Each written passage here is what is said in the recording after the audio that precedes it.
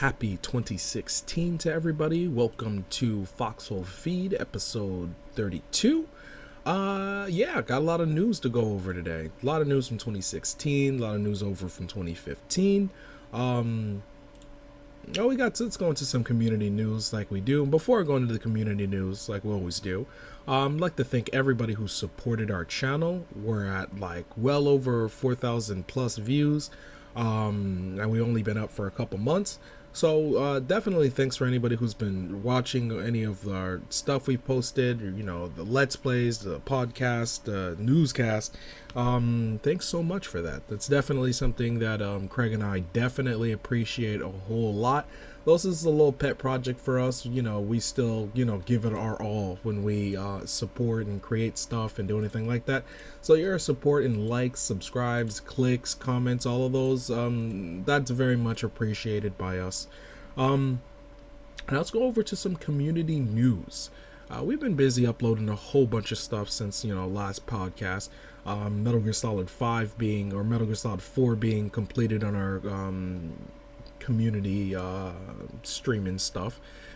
Street Fighter has been put up. If you guys are into some Street Fighter 5, Craig's been putting up a lot of work. Koopa putting up a lot of work in the fighting game and showing what the beta looks like. If any of you guys are interested in what it looks like on PS4, putting up a whole lot of Fallout, putting up some Metal Gear Solid 5.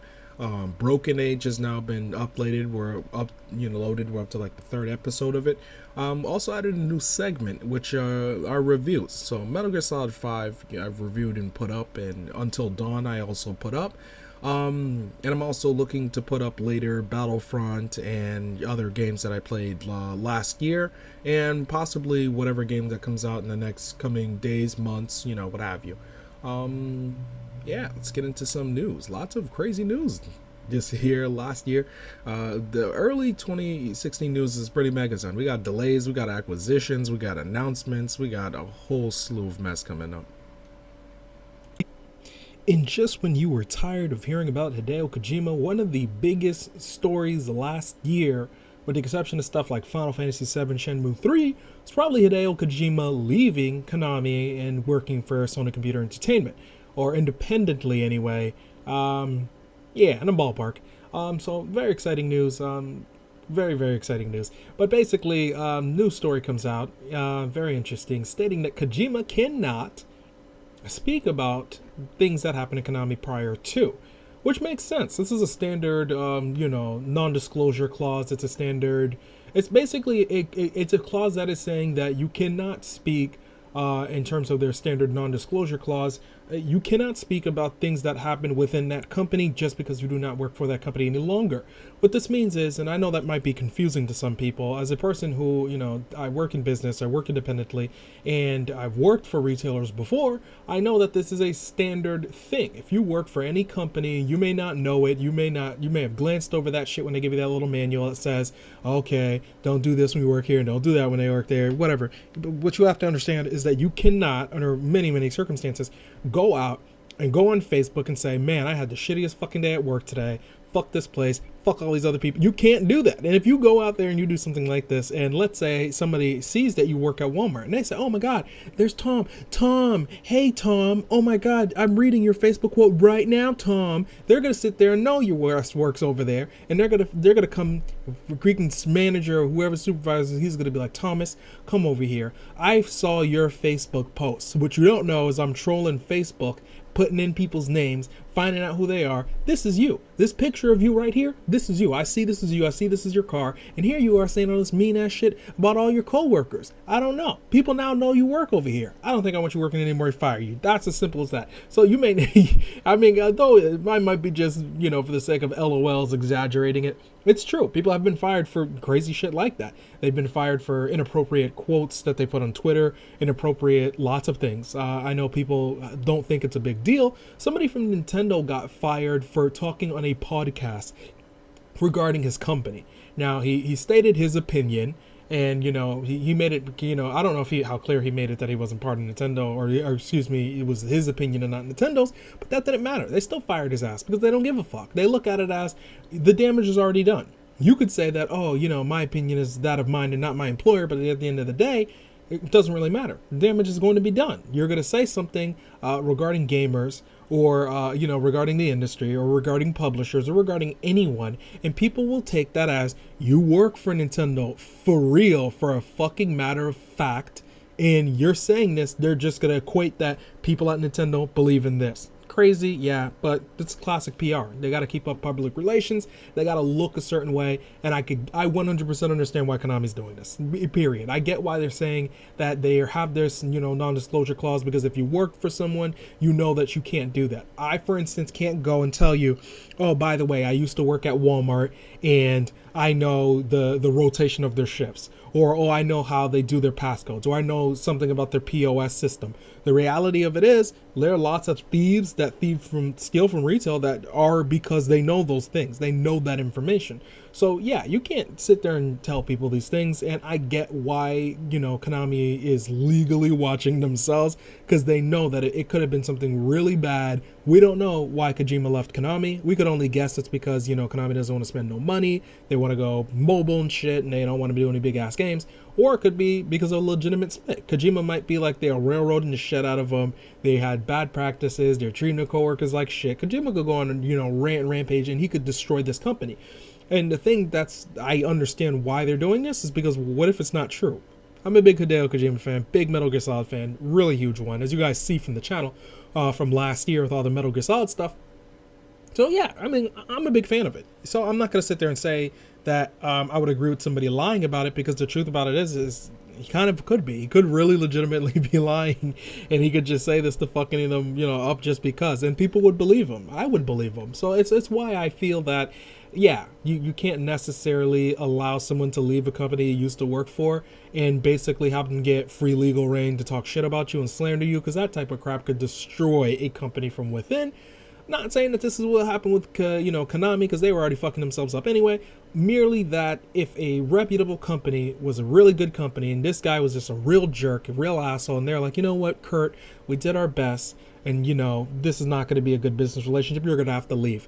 Man, what if that dude comes back right after he leaves, blasts on Twitter, and says these guys tried to rape me on several occasions, stole my work, I think they stole my social security. Not only shouldn't you buy products from them, fuck that, I don't even know you should work for these dudes. It would not be fair to that developer that somebody left and did something like that. So I sort of, in some respect, understand that. So yeah, Kurt and Tom aren't real people either. Final Fantasy IX has been confirmed to be coming to PC, iOS, and Android. New trailer was released. I have to over here in the corner. Very excited about this news. I'm not surprised that this is sort of happening, considering this is classic Square. Everybody could have told you like a mile away such a thing was happening. But then again, I did tell you guys that Final Fantasy 12 was coming, and they didn't announce that. And I actually thought they were going to announce that last year, and they did. Hopefully, they'll probably announce that this year. So it's good to see that they are basically bringing lots of their titles to Steam, or just PC in general. Is nice to see. It's becoming a very good platform for Japanese developers to, make some extra money and build a install base of fans, of either people who've never played it or people who have. I've been telling people for years, some of the people who are buying these games, some of them are not people who've ever played them. You have to consider, we might go through like thousands of games through a generation. All right, hundreds, literally, we might come through thousands of games through a generation. Every single gamer didn't play every single last game released during every single last generation. It's just what it is. And you have a whole bunch of, kids now who are playing RPGs that may have never ever played Final Fantasy 8 or 9. So, seeing 9 come to PC in this fashion, or even, mobile and iOS and all of this is kind of cool.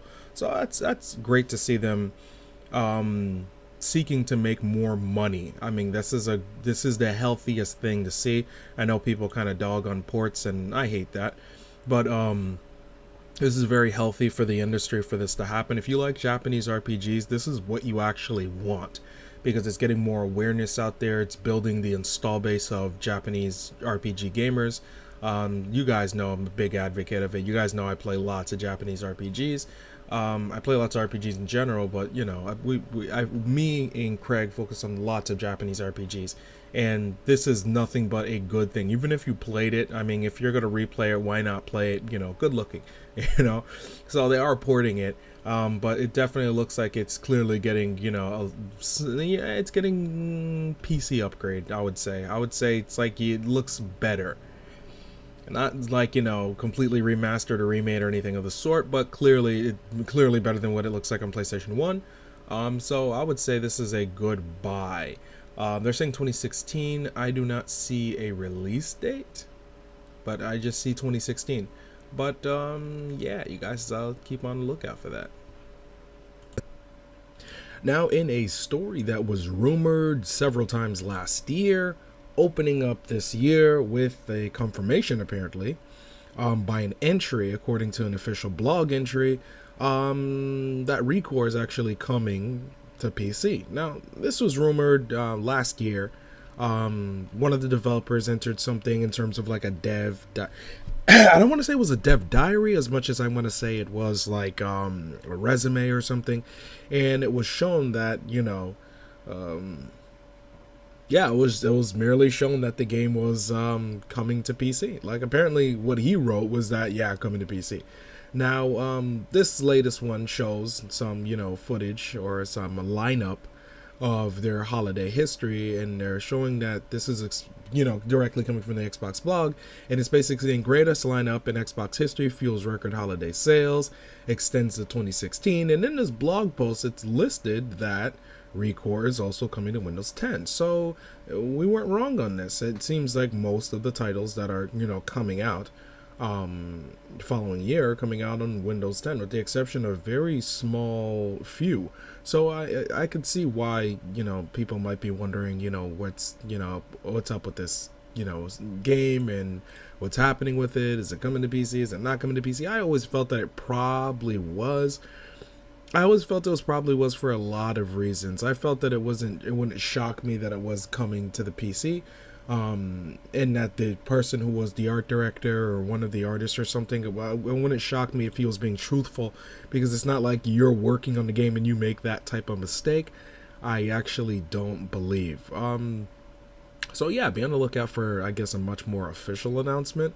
You know, maybe it's a mistake, but I don't think it's a mistake several times over. I think it is likely coming to PC. So yeah, you know, if you're looking out for ReCore, I mean, you wanted to get an Xbox, you know, One for it, you might want to hold your horses on that. The other titles that are coming out to PC from the Xbox One, if anybody's curious, is Halo Wars 2 is coming to it's coming to PC.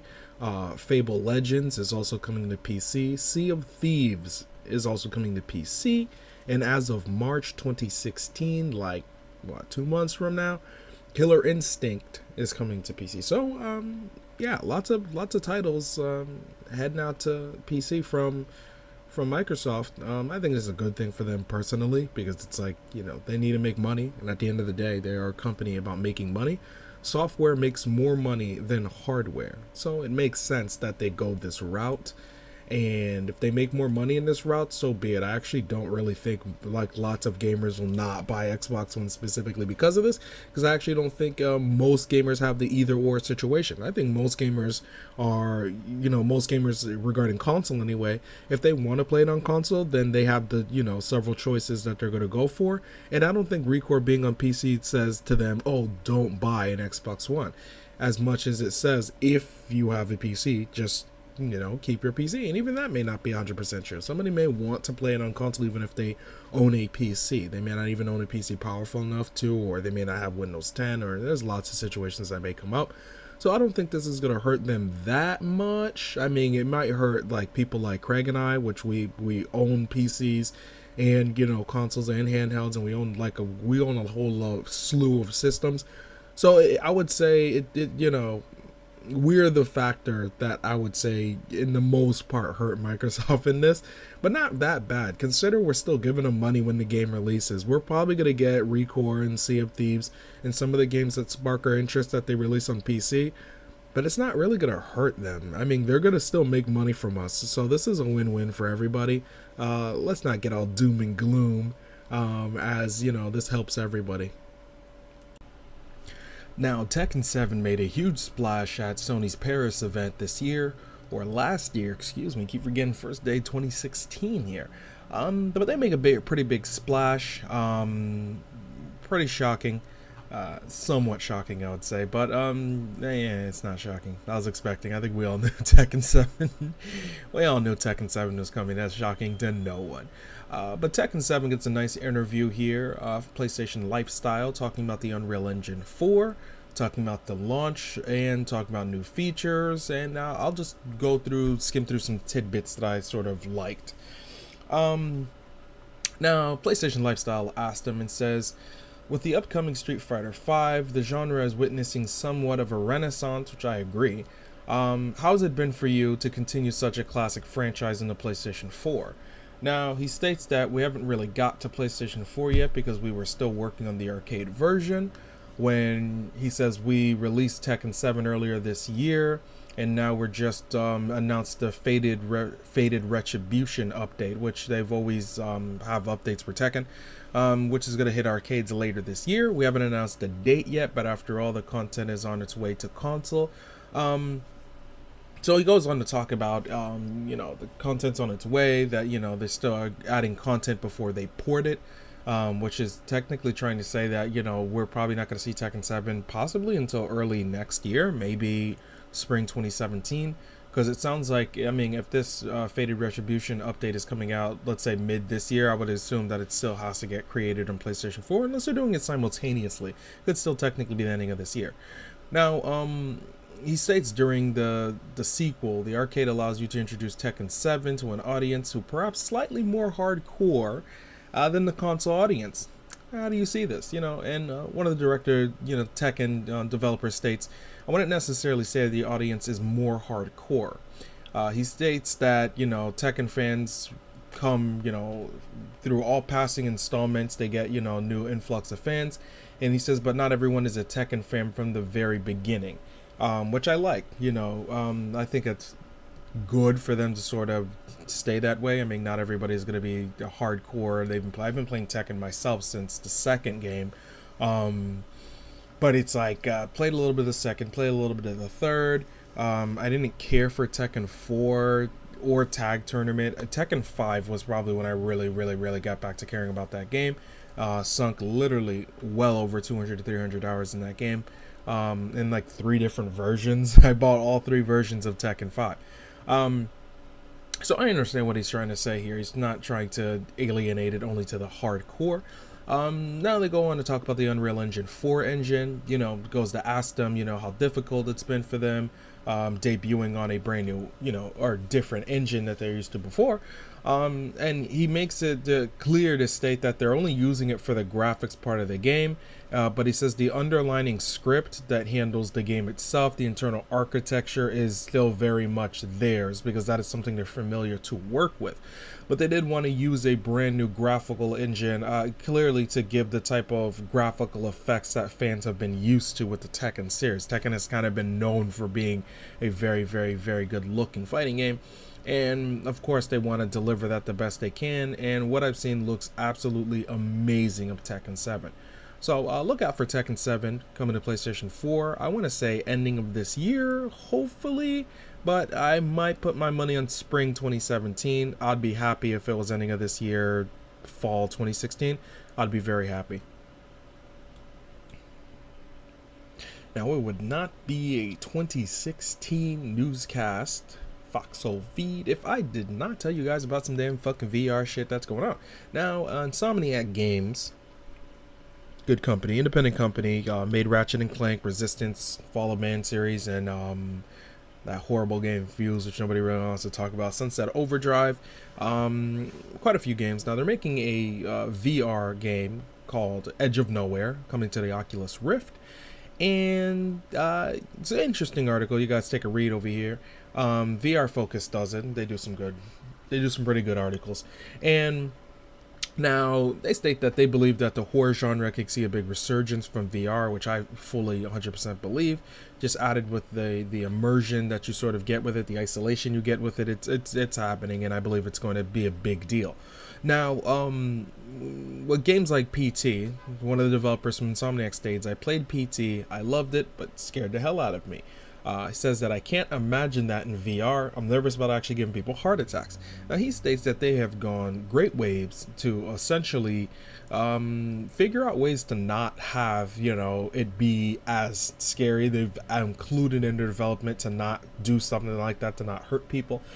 He says that, we're trying to scare them. We want the terror to feel real, but we don't want to do too many cheap jump scares, which, respect him. In my personal opinion, some of my favorite horror movies of all time did not include jump scares. I don't want to get too deep into film stuff with you guys regarding sound design or, meta-diegetic or diegetic sound design in regards to horror films, which try to do jump scares to you. Some of the films that sort of didn't do that, like, let's say, or didn't do it as much, or used sound to a respectful way, I would say Insidious did in several occasions, where there's like a scene, lady's leaving the house, she gets to throw some garbage out, her windows are open and the music's playing, and inside of the house some dark figure changes the music, and you see out of the corner of your eye, you could see this kid dancing, the shadowy kid dancing to this music.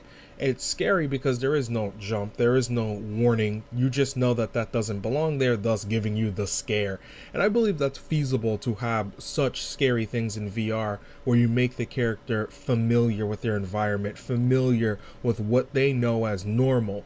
I personally believe the scariest things that happen to you unconsciously. They happen to you when something's going on that shouldn't be going on. But in a film, it's difficult to convey. So let's say you have you put a coffee mug somewhere. You come back and a coffee mug that you always know to be there is not there. No one's home, but you see certain things that tell you that something's amiss, something's not right, that I didn't leave these things the way I see these things. That's hard to do in a film because, no one's not going to remember that through a film, but you're going to remember your damn self in your own fucking house if a door was open that wasn't, or a mug is somewhere it shouldn't be, or something weird like that. You're going to get scared. You might just, your heart might skip a beat. So I'm hoping that we kind of get horrors that try to embody that type of scare concept. I didn't mean to get too deep into in terms of film stuff, as I didn't mean to do that, but I definitely want to just at least try to imagine how that could be a big deal. So I get sort of what Insomniac is sort of saying with cheap jump scares, but maybe I want some. I would say I want a little bit. Sometimes we want to squeal and get scared, and sometimes we want that, and sometimes we want that deep, methodical, scare. So finally, we see some Kingdom Hearts 3 footage. Yeah, finally. I mean, they show a little bit of everything. They show some 2.5 stuff, which is, if anybody's interested, 2.5 is coming out for the PlayStation 4. I don't even know if they have a solid release date for 2.5. So, 2.5 being the Kingdom Hearts game that basically has I think it's called Dream Drop Distance. Dream Drop Distance is the gameplay, and they have two other new ones, like a video of a game, and then the other is actually a prologue or something that continues off of Birth by Sleep. Which is the only new game that's inside of there is really that prologue from Birth by Sleep, or continuation. I think it's the events after Birth by Sleep, if I'm not mistaken. So you play some events after Birth by Sleep, and you get fully remastered in HG Dream Drop Distance.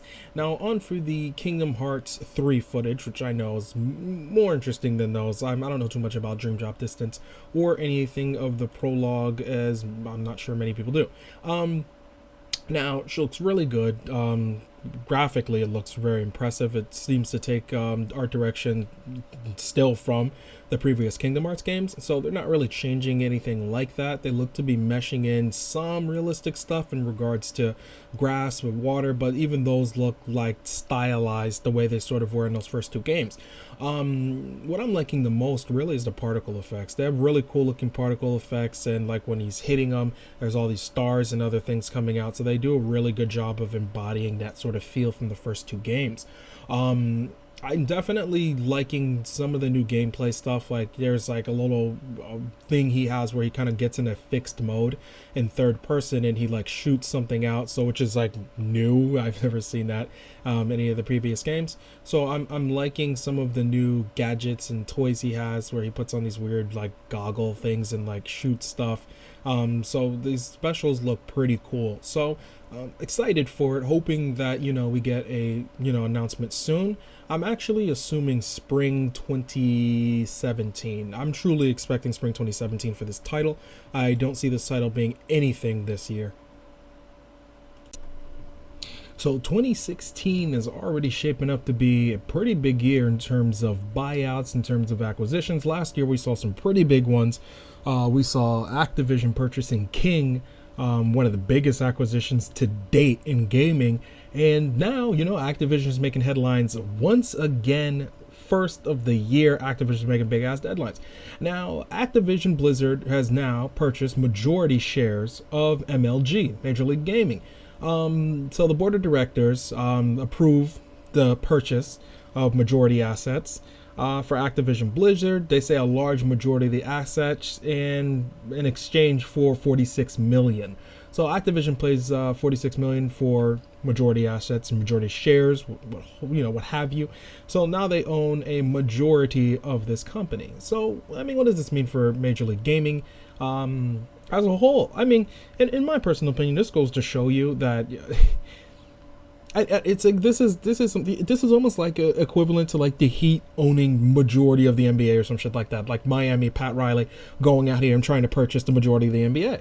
You can't have something like this. If you're going to say you're going to be the home of Major League Gaming, you're going to be the place where gaming is going to be, you know, used, and it's going to be the place where it's going to be unbiasedly shown with other games. I mean, you can't have a company that owns majority share also be the company that you know, has all these other games. What does this mean in terms of control? I mean, does this mean you're going to show EA games? Will you show games by other companies? I mean, this is one of these things where it's just not going to help overall everybody else. I feel that I knew something like this might probably happen, that this company cannot stay afloat without something like this going on. I hate to dog on, you know, Major League Gaming in that respect, but I feel it's something that's too niche. I believe new games come out way too quickly. The turnover, you know, it's how do you keep an audience on something that essentially turns over every year or every other year or every 2 years. Audience doesn't even get a time to even learn what the differences are between these games. Not casual enough. I believe it's just not feasible. I don't even know what major game I could think of right now that, you know, hasn't changed for a decade or something. Gaming is too young. We don't really have anything that I could say that could sustain that long where the average Joe could come in and view it and understand it fast enough for it to be something lucrative. Now, I felt this way about the whole deal that they had with TBS. And when I worried a great lot, I might be confusing them with another company, but I'm sure it might have been Major League, but I might be confusing them with somebody else. Other than that, I don't really got much news to say about this other than, you know, them going out of business is not a surprise to me. I predicted this was going to happen many, many times because of just the nature of what you're actually talking about. There's a set number of people who like Call of Duty and who like these games that they play. They're not in the hundreds of millions. That's just the truth. That's legit. We're not going to say they're hundreds of millions or ever entertain that fucking idea. I love gaming, but as a spectator sport, the only interest many people will have as a spectator sport will be the people who are majority playing that. And for a Call of Duty, you might be talking 20 million people. But even the 20 million people who play Call of Duty, I'm doubtful the majority of them all watch the esports that go on. I couldn't even tell you half of them. So if we jokingly say that, how could half of these people sustain an entire sports thing? I don't think it can. Games change over too much. People casually play. If you look at the numbers of people who even play online on these games, they're not as much as you might think. Past the first couple months, the drop off of how many people are playing the game drops off significantly. You'll be lucky if you had 100K to 50K legitimately still playing some of these games. Even something as low as less than 6 months later, you'll be surprised. So that's all I really gotta say about that. I ain't gonna dog them majorly too much. But yeah, we're not going to say I told you so, but we're going to say we possibly predicted such things happening, and maybe we've said such things that echo the result that we're seeing here. Now, from what might be one of the most talked about games, by me anyway, if I'm not talking about VR or JRPG stuff, I'm probably talking about this next game. Now, Star Citizen, I'm praising this game a lot. I'm always saying a lot of things about this game, aren't I? One of the biggest games to come out for gaming PC. I personally believe it's one of the most important PC games that can be released, and I really mean that for real. It is a big deal.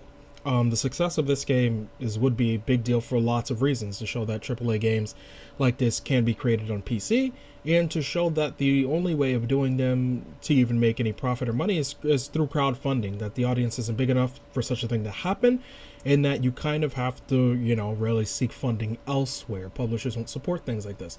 Now, they showed off a little demo over here, which I'm really excited to show and really cool to see and share with everyone. This is showing demos called From Pupil to Planet, and they're essentially showing the seamless transition from, a ground soldier dude to space. And along the way, they might tell you little facts, like everything you're being seen is in real time, an engine, that everything you're seeing is in real-time lighting, that it's based on where the light sources are, because you could have multiple suns. It is feasible, and you could have more than one source that's coming from light. It also talks about that the memory, in terms of the rendering of the stuff that you see, happens based on how close you are, that all this stuff is not offloaded into the memory. So lots of little small tidbits. This video looks awesome to show the procedurally generated stuff in the game. I'm really excited about this game. In the same vein, I guess I'm excited about No Man's Sky. I'm sort of excited for both of them for some of the same reasons. The randomness of just going to a procedurally generated world and seeing something completely different. Star Citizen for the RPG aspect of it, the idea of building and creating and naming it, and just because of how deep the game is. No Man's Sky just for the random fun of it. I like No Man's Sky for the one reason, for one of the features, that I like Star Citizen, one of the many. So if you're ever interested in this game, small video will definitely get you there. I think it'll help let you know that this is why this game is very exciting and promising. If you ever want to know why it is, look at this video. This helps. Now, to end it off here today, now I've talked about Hitman a few times on here. Hitman is a great IP. I haven't played this IP in a long time. I haven't played like the last 2 iterations of this game. IP I really like. I'm definitely looking forward to the new game. Was looking forward to the beta, if they'd even release this fall. And we're hit with some news regarding the game. Now, anybody who's not been up to date regarding the whole episodic nature of the actual game, technically prior to it wasn't necessarily episodic, as much as it was just like DLC to be released at some specific date. Now, prior to this, they were going to release downloadable content for the game for free. And the game was going to launch with like, I think it was 3 or 4 locations and 6 hits. And over the course of a year, they were going to, every month or something like that, they were going to continue to add more hits and more missions or whatever. Now, those who initially bought the game for $60 would just get all the content for free after, the fact.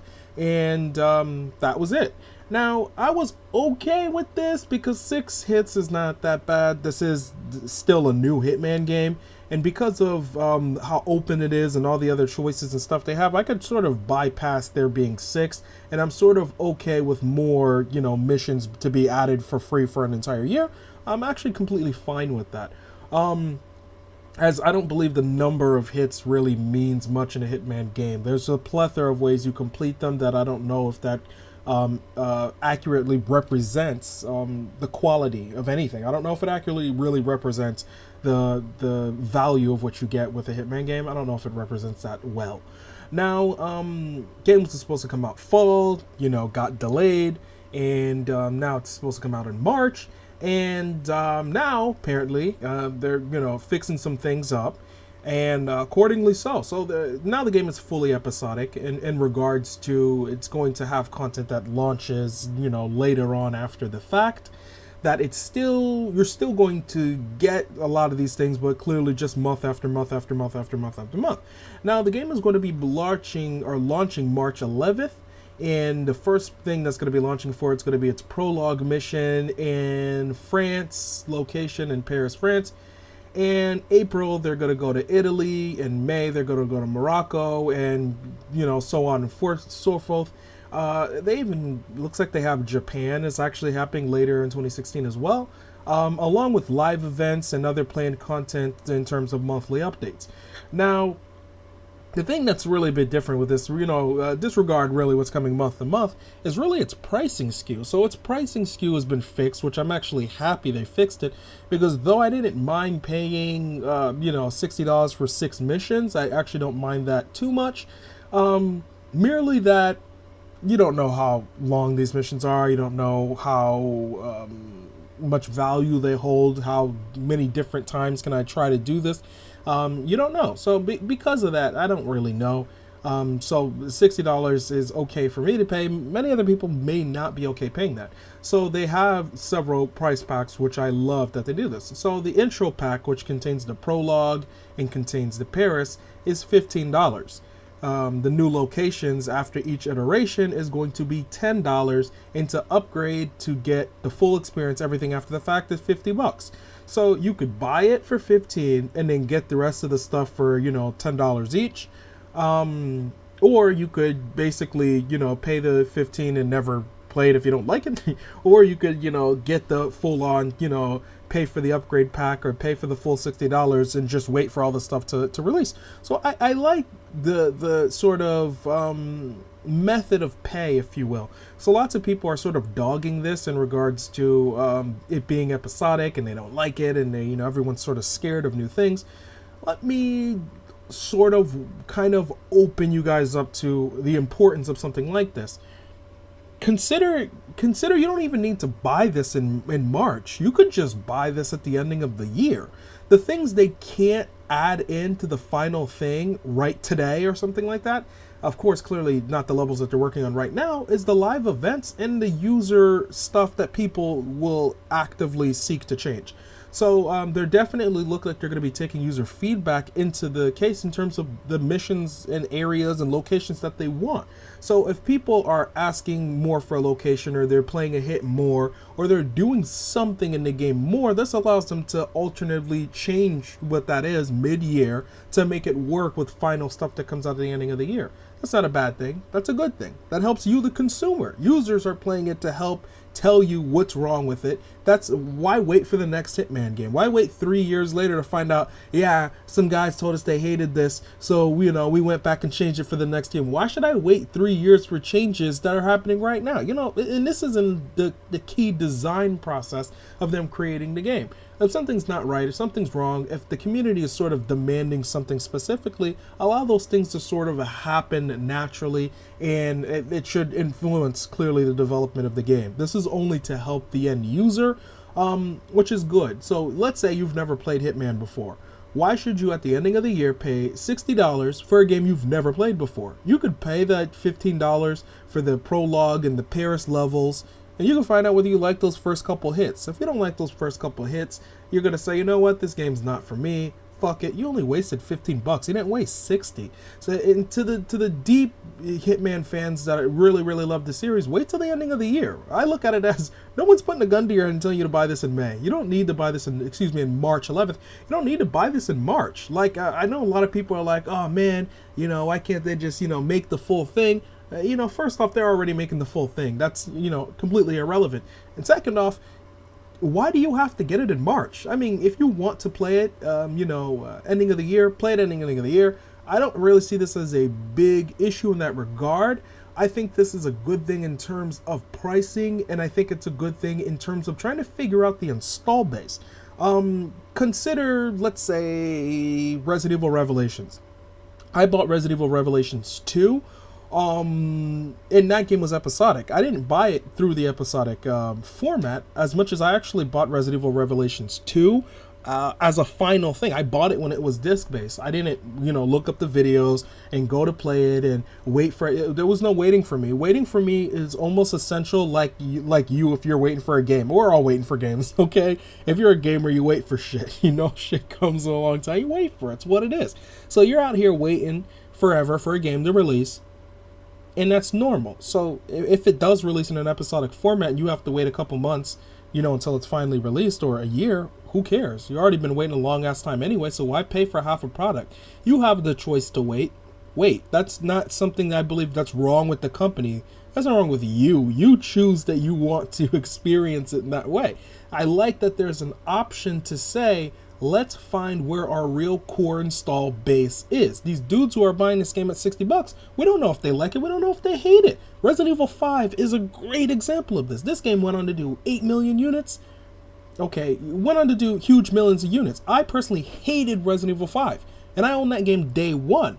Did we know it was going to be that bad? Not really. None of us knew it was going to be that bad. But you don't know. You already bought it. You already played it. You already put, whatever your 15, 20 hours into it. I played it, beat it a second time, and I sent it back to GameStop. But by then, they've already shipped it. They've already paid the publisher. So that game does not like it goes back and they minus it. They don't minus it from Capcom. That game's, they already bought it and paid for it, and it's done.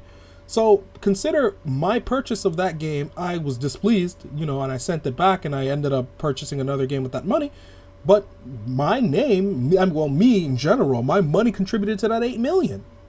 8 million of those units anyway. So when Resident Evil 6 comes out, Capcom's like, oh yeah, 8 million people. 8 million people can't be wrong. 8 million people didn't buy Resident Evil 6. So it goes on to show you, well, millions did not return. How would you know that millions didn't return? You're not going to know, because it's this what it is. You won't know because they're going to buy the game. You're not going to know how many of those people traded it, returned it, never played it again. You're not really going to have a big figure about those things. This allows people to say, hey, look, if you played, if this was $15 and you paid the $15 to play the beginning of it, you now know whether you like it or not. It's that simple. You'll have a ballpark idea on whether this is something you'll be into or something you won't be.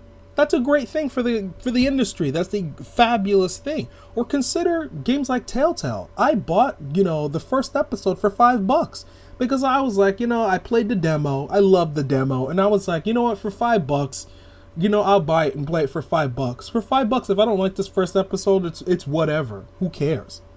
I played it and I loved it. I've now played everything from the series to the second season to 400 Days, the spinoff. I love the series, and I'm getting the third Michonne game day one. I probably would have never got that if I paid full price for it.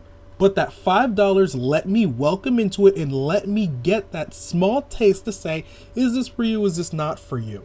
And at the end of the day, let's theoretically say, let's just say Walking Dead, every time it releases as episodes in the full game. What's wrong with that? Nothing at all is wrong with that. If you want the full thing and you're going to love it, pay the full price.